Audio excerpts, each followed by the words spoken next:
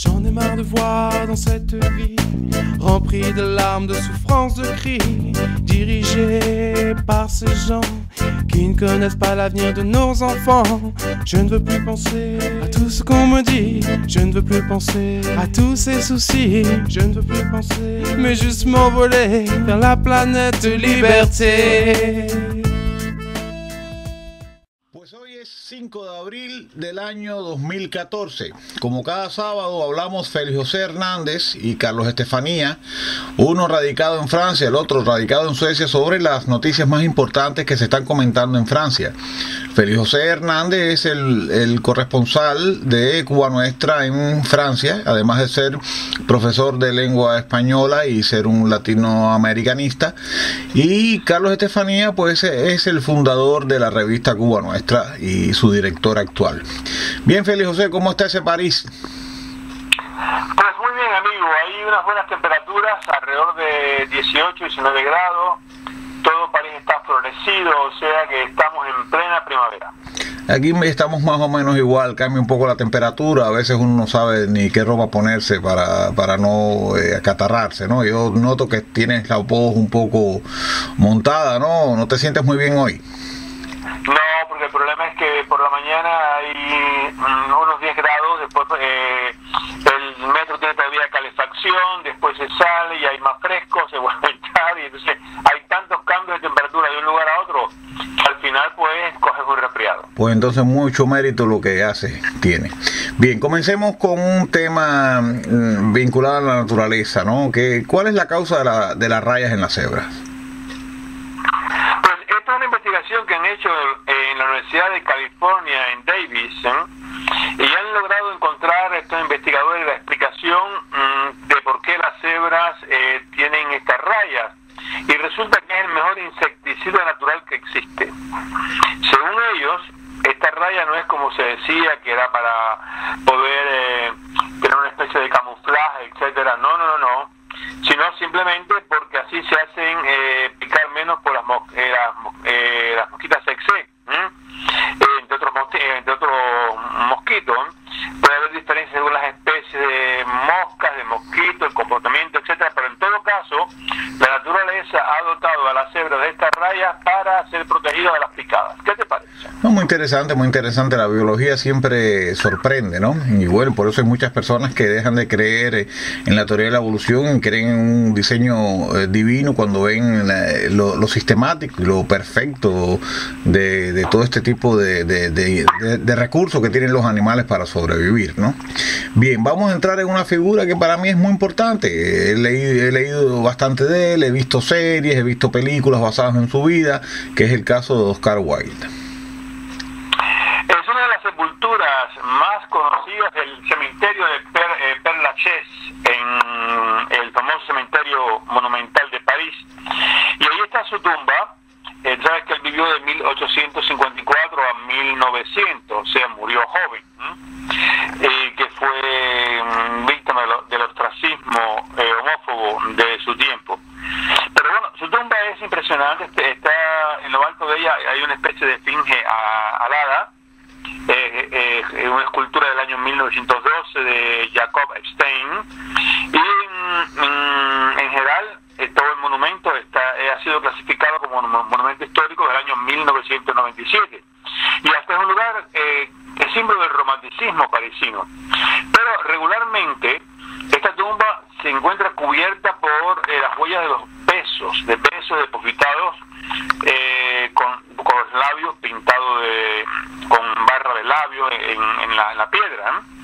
Y esta especie de rito que sorprende comenzó en el año 1990, cuando los admiradores decidieron de ir, como costumbre, de ir a besar su tumba. Y ahora, esto está asociado a los besos no solamente como un signo de amor, sino como también como un símbolo de peligro y de muerte. Su tumba se reconoce muy bien en este cementerio que está lleno de ahí está Balzac, La Fontaine, Molière, Edith Piaf, o sea hay mucha gente célebre, pero han tenido que limpiarlo tantas veces porque el material rojo de la barra de labios o crón de labios penetra en la piedra y han tenido que limpiarlo muchas veces, hasta que ahora recientemente en la última restauración han decidido cubrir todo el monumento fúnebre con unas grandes placas de cristal de 2 metros de alto para que proteger la piedra y así los besos se quedan en los cristales.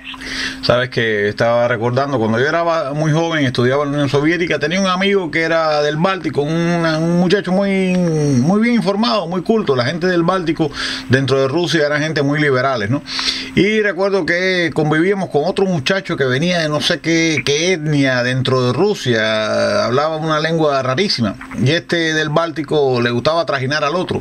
Y una vez le estaba leyendo un libro de Oscar Wilde, y entonces Gerald Jankauka se llamaba este estudiante, se empieza a reír y dice: mira, está leyendo un pederasta, porque así le decían en Rusia en general a los homosexuales. Yo no sabía nada de ello, no sabía del affair que había tenido Oscar Wilde con un imberbe, ¿no? Bueno, después ya uno se entera cuando estudia un poco más la vida de los distintos escritores, ¿no? Y ve las series y películas que tratan de esa etapa de su vida, ¿no? Entonces estoy pensando que quizás esta gente que deja esos besos ahí no sean precisamente personas del sexo opuesto, serán personas del mismo sexo, digamos que travesti, que están dando besos ahí, ¿no? Sí, muy posible, se pintan los labios y después dan un beso. Ok, bien, vamos a entrar ya en un tema más trágico, que es el de los refugiados sirios en el Líbano. ¿Cuántos son? Sí, en el Líbano es prácticamente una víctima colateral, como se sabe, del conflicto de Siria, y según el Alto Comisariado de las Naciones Unidas para los Refugiados, la cantidad de sirios que han llegado al Líbano ya pasa la cifra de 1 millón. Es una situación que se agrava cada día porque llegan diariamente más de 2.500 personas. Y no se trata solamente de una tragedia personal, sino también de una tragedia para el Líbano. Estimó Ninette Kelly, representante del Alto Comisionado para los Refugiados, de los países que rodean a Siria, porque esta cantidad tan grande de refugiados que ha llegado así al Líbano ya es prácticamente la 4ª parte de la población, y la economía del país es afectada porque hay que darle alojamiento, hay que darle atención médica, comida a toda esta serie de personas, y en total ya en 3 años de conflicto más de 2.600.000 sirios han tenido que refugiarse en otros países vecinos. Claro que desde que el dictador sirio no asesina a su pueblo con gases, pues prácticamente se ha convertido en muertes políticamente correctas, o sea, los mata con bombas y con metralla, pero no con gases, así que nadie hace nada. Claro, y por lo menos estamos al tanto de lo que está pasando con estos refugiados. Yo estaba viendo hoy un periódico inglés donde salían las fotografías de los millones y millones de muertos en las guerras, a veces son tribales, a veces son religiosas de África, donde prácticamente nadie hacía nada y ni nadie se enteraba. Aquí por lo menos estamos más o menos al tanto de la tragedia siria y ahora el enlace con la emigración o de los refugiados al Líbano, ¿no? Vamos a volver al tema de las orientaciones sexuales. Ahora veo que se ha incorporado Australia a los países que reconocen un tercer sexo. Sí, la justicia ha reconocido en Australia que existe un tercer sexo, ¿no? La más alta jurisdicción australiana decidió hace 2 días que una persona podía ser inscrita en el estado civil como de género neutro y no solamente como femenino o masculino. Y así el país se convierte en uno de los raros que reconoce el tercer sexo junto a Alemania y a Nepal. Bueno, mi pregunta es, las personas que se consideran del sexo neutro, ya no el hombre que dice que está encerrado en un cuerpo de hombre siendo una mujer, o la mujer que dice que en realidad es un hombre encerrado en un cuerpo de mujer y se quiere meter en el baño del sexo opuesto. La gente del sexo neutro no tendrá baño al que ir, ¿no es así? Yo no sé cómo, habrá que hacer porque ya nos pueden un baño neutro también, ¿no? Sí, lógicamente. Muy bien. Vamos a pasar a un fenómeno inesperado, y es que ha habido un caso de muerte de rabia allá en Francia. Lo comunicó el Ministerio de Asuntos Sociales ayer, la muerte en un hospital en la región parisina de un hombre contaminado por el virus de la rabia. La víctima había sido contaminada en un viaje que efectuó a Mali, en África. Y es el caso caso de contaminación de un hombre por primera vez que muere en el suelo francés desde el año 1924. Hasta ahora no se ha detectado que haya transmitido el virus a otra persona, pero bueno, Marisol Touraine, que es la ministra, pidió que a las autoridades sanitarias que tomaran en cuenta de todas las personas de la familia del señor que murió y también el personal que lo cuidó, enfermeras y médicos, y que todos, así como sus vecinos y sus compañeros de trabajo, fueran todos vacunados contra la rabia, por si acaso. Mira, eso, uno que siempre ha asociado a Francia como el país originario de la lucha de la vacuna contra la rabia, y que ahora parezca un rabioso a estas alturas, ¿no? Es una pena. Vamos a entrar ahora en el neonazismo y el caso de la pornógrafa neonazi. A ver, cuéntanos la historia de la pornógrafa neonazi. Se trata de Ina Groll. Es ex actriz de cine pornográfico alemán que había decidido había dicho que no iba a exhibir más su cuerpo y había declarado textualmente: a partir de ahora me voy a dedicar a una política del odio. Eso lo escribió en diciembre del 2013 en su página de Facebook. Y así ella se unió al partido neonazi alemán NPD, y este partido estuvo muy contento en haber llevado a sus filas a una persona tan célebre entre los hombres, ¿no? Y todo iba muy bien hasta que se descubrió que en una película ella practicaba sexo con un señor subsahariano, o sea, negro. ¿Para qué fue aquello? Entonces los neonazis la acusaron diciendo que alguien que realiza acto sexual con una persona de una raza inferior, pues no puede practicar la ideología nacionalsocialista, y por lo tanto Ina Groll ha sido expulsada del partido neonazi por haber tenido relaciones sexuales con un hombre de una llamada algo horroroso raza inferior. Pero sabes una cosa, esto es muy curioso. Estaba reflexionando sobre una nota que leí hace algún tiempo con respecto ya a los nazis originarios, ¿no? Me refiero concretamente a Hitler. Resulta que ellos, hacia las personas negras, para ellos había una distancia tan grande que no sentían la misma adversión que podían sentir, digamos, contra un judío, contra un eslavo, ¿no? Incluso se habla de que Hitler consideraría una especie de modelo, un ejemplo, o alguien digno de admirar a los guerreros masái. Así que bueno, deberían ser un poco más hitlerianos y no escandalizarse tanto por la historia esta con el pobre negro y la prostituta, ¿no? Bien, vamos a dejar la historia de la neonazi contrariada por su pasado y vamos a hablar de un tema que también me interesa, el tema de los gatos y su célebre miedo al agua, porque a veces no sé si eso es un lugar común o es algo que está verificado por la ciencia. Es una curiosidad. Ellos sienten aversión al agua, y esto remonta, según los investigadores, a la domesticación de los gatos hace 7.000 años antes de Jesucristo. En aquella época estos felinos vivían en zonas salvajes, como estado salvaje, ¿no?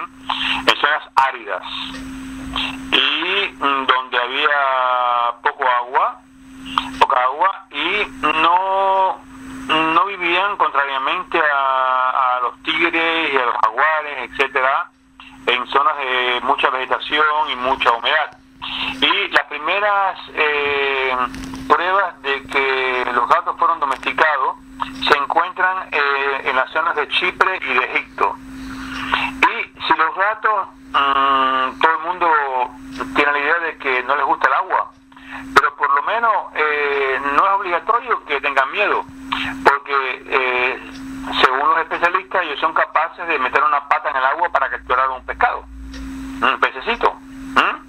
Y a veces se han visto gatos que se han caído al agua y son capaces, paradójicamente, de nadar, y nadan muy bien. Ahora, ¿cómo aprendieron a nadar? No se sabe. Interesante historia de estos gatos, que eran, por cierto, figuras sagradas dentro de los egipcios, ¿no? Bien, hablemos de la historia del adolescente que ha descubierto cómo ahorrar millones de dólares. Pues esto es algo que uno ahora dice, pero es cierto, pero pero nadie se había dado cuenta, y se dio cuenta él. Este chico está en una escuela media y pudiera hacer economizar a nada menos que 100 millones de euros, el equivalente al gobierno americano. Se llama Subi Mirchand, tiene 14 años, y entonces él empezó a analizar cómo se podía ahorrar el consumo de tinta de las imprentas, de documentos, etcétera, que se hacían en su escuela en la ciudad de Pittsburgh. Y entonces empezó a hacer los cálculos y llegó a la conclusión de que la escuela podía ahorrar 15.300 euros al año utilizando las letras del tipo Garamond, que son más finas, en lugar de las letras del tipo Times New Roman, que utilizan el doble de tinta por ser más anchas y más grandes. Y la tinta es 2 veces más cara que un perfume francés por la misma cantidad, explicó Subil. Y este descubrimiento sorprendente ha tenido un efecto nacional y ha sido publicado en diferentes revistas de los Estados Unidos. Y la idea ahora está siendo estudiada muy seriamente. Y el adolescente ha pasado por la radio, por la televisión, etcétera. Y el gobierno americano incluso ha declarado que el presupuesto federal pudiera ahorrar más de 100 millones de euros simplemente con cambiar el tipo de letras en la cual imprime los documentos por internet. Qué curioso lo que cuentas. En antaño, cuando me dedicaba a diseñar la portada de la revista Cuba Nuestra impresa, siempre elegía Garamond. Me gustaba ese diseño, ese estilo, ¿no? Y ahora resulta que descubro que de alguna manera estaba ahorrándole tinta a quienes nos imprimían, que al final no hubiesen cobrado lo mismo, con un poco o un más o menos de tinta, ¿no? Es muy curioso lo que has traído ahora. Otro tema que vamos a abordar es una especie de... Bueno, vamos a entrar en el deporte nuevamente. A veces me preocupa que los niños se fascinan con los deportistas, con los futbolistas, ¿no? Y sueñan con ser uno de ellos, ¿no? Y leen biografías de ellos y pienso que son gente que en el fondo no tienen mucho cerebro, desgraciadamente, aunque puede que tengan un gran corazón, ¿no es así? Bueno, este futbolista italiano ha sido elevado al rango de héroe nacional en su país esta semana. Y el que me escucha puede pensar que bueno, ganó la Copa del Mundo, pero no, nada de eso. Se trata de un señor que se llama Antonio Floro, del equipo de Sassuolo, de primera división, y se ha convertido en un héroe, simplemente porque se propuso adoptar un niño que fue abandonado hace una semana en un tren regional que iba de la ciudad de Nápoles a la ciudad de Avellino, en el sudeste de Italia. El bebé, al cual se le dio un cartelito que se llamaba Francesco, en homenaje al Papa, tenía 4 días de nacido, fue encontrado en una cesta, como un Moisés, sobre un asiento del tren, y su descubrimiento pues llevó a la policía a hacer una gran investigación sobre quién eran los padres, pero en vano.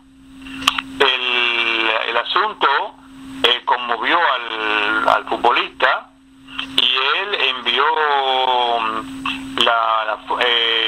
viendo la foto del pequeño Francesco, ¿no? Decidió que había que adoptar ese niño. Y así el niño va a ser adoptado por este futbolista de 30 años, que ya es padre biológico de 3 niños, y su gesto ha sido saludado por la prensa y por todo el mundo con su generosidad. Y entonces él, para calmar el entusiasmo tan grande que ha despertado, dijo, bueno, yo antes de ser futbolista soy padre, y yo de héroe no tengo nada, simplemente estimo que a ese niño le hace falta un padre, una madre, y aquí estamos nosotros para eso. Pues tuvo suerte el pobre Francesco en medio de su desgracia, ¿no? Sabes que una cosa que siempre veo, ¿no? Es la facilidad con que se establecen los prejuicios, ¿no? Aquí en los estados secularizados, pues se identifica el Islam con el terrorismo. porque hay musulmanes que son terroristas sin duda alguna, pero también los hay que son católicos o protestantes o de cualquier, o incluso budistas terroristas los hay, o hindúes terroristas, ¿no? Terrorismo hay en todas las orientaciones religiosas, y no solamente en ellas, dentro del ateísmo, ¿no? Y parece que Arabia Saudí ha respondido con lo mismo, planteando una especie de prejuicio o generalizando y considerando a los ateos como terroristas. La expresión está reculando en Arabia Saudí. A inicios de año, en el reino se adoptó una nueva ley que calificaba toda idea o expresión disidente de terrorista.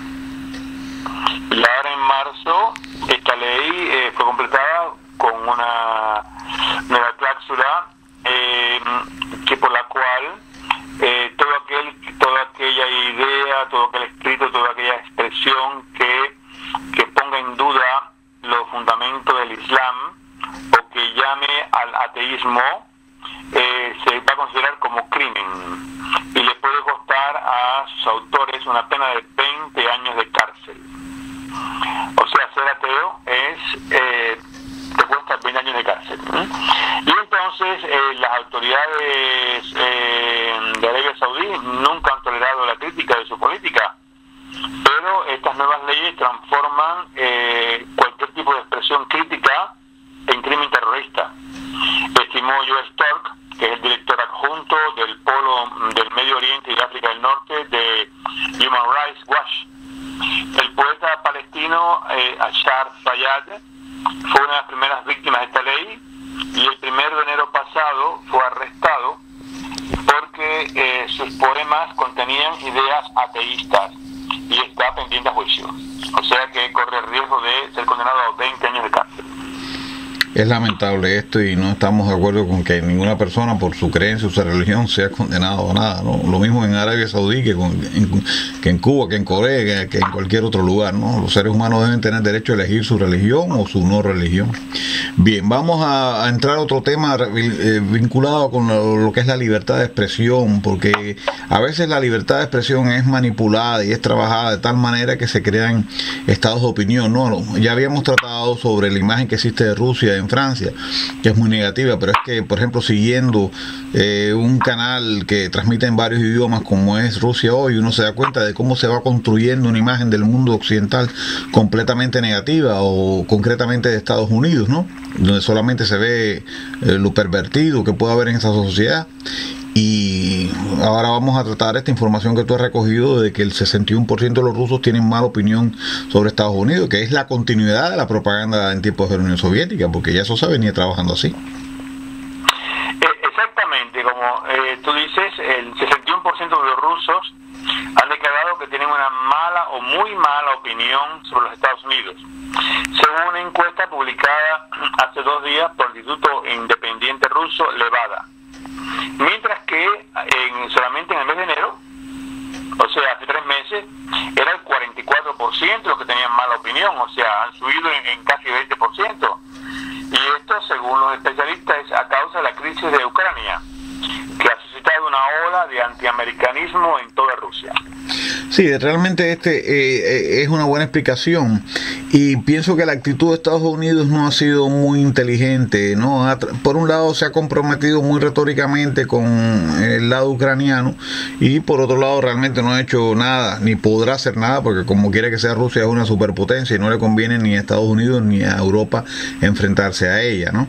Además, aquí todo el mundo tiene su cadáver en el armario, porque de la misma manera que los rusos tienen derecho, apelan a las poblaciones, a la población mayoritariamente rusa de Crimea, pues lo mismo ocurrió en Texas, donde poco a poco una emigración, que no una población ya establecida norteamericana se convirtió en la legitimación de una guerra que anexó Texas, o sea, la separó de México y la anexó a Estados Unidos. Entonces, si Estados Unidos no está dispuesto a devolverle Texas a los mexicanos, no creo que los rusos, por la misma razón, quieran devolverlo, aunque haya sido a última hora, Crimea a los ucranianos, y mejor que no se metieran unos con otros. Pero por otro lado, es una pena que una vez superado el comunismo, los medios trabajen para crear estados de opinión. Pero bueno, ese es un mal general en todos los estados nacionales. Vamos a entrar ahora en un tema vinculado a la delincuencia y al arte al mismo tiempo, que es el día en que robaron a la Gioconda. Pues todo el mundo prácticamente conoce la Gioconda o Mona Lisa y su sonrisa enigmática, gracias al genio de Leonardo da Vinci. Pero lo que muchos no saben es que hace un poco más de un siglo la bella italiana fue robada. Resulta que en la mañana del 22 de agosto del año 1911, el pintor Louis Daguerre, que visitaba el Louvre, fue a observar, como siempre, cada vez que iba al Louvre, la célebre obra. Gran sorpresa, cuando llegó en el lugar donde él sabía que se encontraba el famoso cuadro, no estaba allí. Era su lugar desde hacía 40 años. La Mona Lisa había desaparecido. Los vigilantes respondieron, no, seguramente que la llevaron a la cámara de fotografía, pero 2 horas más tarde la alerta fue dada, hubo un zafarrancho de combate, el museo fue cerrado, y durante una semana más de 60 inspectores de la policía francesa pues registraron desde los sótanos hasta las azoteas todo el gigantesco Museo del Louvre. El único indicio que encontraron fue la huella de un pulgar en el cristal de protección que tenía el cuadro frente a él, disculpa. Y entonces esta huella fue comparada con la de los 257 empleados que en aquel momento trabajaban en el Louvre, pero nada, no encontraron al ladrón. Fue tanta la vergüenza que el director del museo renunció, y las teorías más increíbles empezaron a circular por todo París. Incluso se sospechaba de Apollinaire y de Picasso, y 50.000 francos de aquella época, o sea que equivaldría hoy a 10 millones de euros, fueron propuestos a quien lograra devolver el cuadro. El misterio duró 2 años. En diciembre del año 1913, un mercader de arte de Florencia se vio proponer la compra de la Gioconda por un cierto señor Leonard. Claro, él sabía que la Gioconda había sido robada, pero creyó que era una farsa. Pero de todas formas fue a casa del vendedor, y en una habitación de ahí, fue a un hotel, y en una habitación del hotel efectivamente se encontró con nada menos que con la Mona Lisa frente a él. La policía llegó rápidamente, arrestó al ladrón, y resultó ser un señor llamado Vincenzo Perugia, un simple obrero, y fue él el que había instalado el cristal de protección sobre el cuadro, y él dijo que había aprovechado el día que había colocado el cristal y cuando habían cerrado el museo para apoderarse de la Gioconda y sacarla de allí del museo a escondidas. Hoy sería imposible con todo el sistema de cámaras que hay de alarmas, que no existía en el año 1911. Y durante 2 años la Gioconda los pasó viviendo dentro de una valija. Ahora, el enigma de por qué este hombre hizo esto, sabiendo que era un cuadro tan famoso, todavía no se ha podido lograr descifrar. Para muchos, lo que hizo el obrero fue una prueba de patriotismo para vengarse del robo de tantas obras italianas que están expuestas en el Louvre, que fueron llevadas por soldados de Napoleón. Para otros, él había sido manipulado por un espía alemán que quería desestabilizar a Francia. Vincenzo Perugia fue condenado a 18 meses de cárcel, pero no lo llegó a cumplir. Y para muchos italianos se convirtió en un héroe, el que había llevado a casa la obra del gran Leonardo. La Gioconda regresó al Louvre el 4 de enero del año 1914, y desde entonces es el objeto de arte más visto en el mundo. Prácticamente más de 20.000 personas se detienen frente a ese famoso cuadro cada día para admirarlo. Es muy significativo que haya regresado precisamente el año en que estalló la Primera Guerra Mundial, ¿no? Oye, me parece que con esto has presentado una especie de sinopsis de lo que sería un magnífico guión de una película policíaca, ¿no? Realmente es muy interesante la historia de la Gioconda y bueno, realmente es muy meritorio que no estando muy saludable por producto de ese resfrío que tienes, pues hayas preparado esta excelente colección de noticias e informaciones que nos has regalado a todos los que nos van a escuchar y por supuesto a mí que estoy de este lado. Así que bueno, Félix, yo te deseo que te mejores pronto, que estés bien con tus amigos y con tu familia por allá y que un saludo para todo París, por supuesto, para quienes nos escuchan. Igualmente para ti, para Estocolmo y para todos los que nos escuchan y hasta la semana que viene.